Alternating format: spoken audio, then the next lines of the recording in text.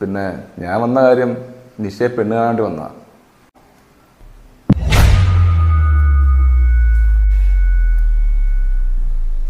ഞാനൊരു സാധാരണ സർക്കാർ ഉദ്യോഗസ്ഥനാണ്. എൻ്റെ സങ്കല്പം എന്ന് പറഞ്ഞാൽ അമ്മയും എന്നെയും നോക്കുന്നൊരു പെൺകുട്ടിയായിരിക്കണം എന്നായിരുന്നു. നിശയെക്കുറിച്ച് എനിക്കറിയാം. ഞാൻ നിശയെ പലവട്ടം കണ്ടിട്ടുണ്ട്. ഞാൻ ഗൗരി പറഞ്ഞു എനിക്കറിയാം. നിങ്ങൾക്ക് രണ്ടുപേർക്ക് സമ്മതമാണെന്നുണ്ടെങ്കിൽ നമുക്ക് ഈ അടുത്ത മുഹൂർത്തത്തിൽ തന്നെ നടത്താം. എനിക്കങ്ങനെ ആരെയും വിളിക്കാനൊന്നുമില്ല. ഞാൻ മുമ്പേ പറഞ്ഞല്ലോ, വലിയ കൂട്ടുകാരോ കാര്യങ്ങളൊന്നും എനിക്കില്ല. കുറച്ച് പേരെ കാണത്തുള്ളൂ. നിങ്ങൾക്കും അങ്ങനെയൊക്കെ തന്നെ ആയിരിക്കുമല്ലോ. അങ്ങനെയാണെങ്കിൽ എനിക്ക് സമ്മതപ്പെടുന്നില്ല. ഞാൻ മോനെ കുറിച്ച് അന്വേഷിച്ചായിരുന്നു. എല്ലാവരും നല്ല അഭിപ്രായമാണ്. പിന്നെ മോൻ വീട് നോക്കുന്ന പയ്യനാണെന്ന് എനിക്കറിയാം. മോളെ, നിനക്ക് സമ്മതമല്ലയോ?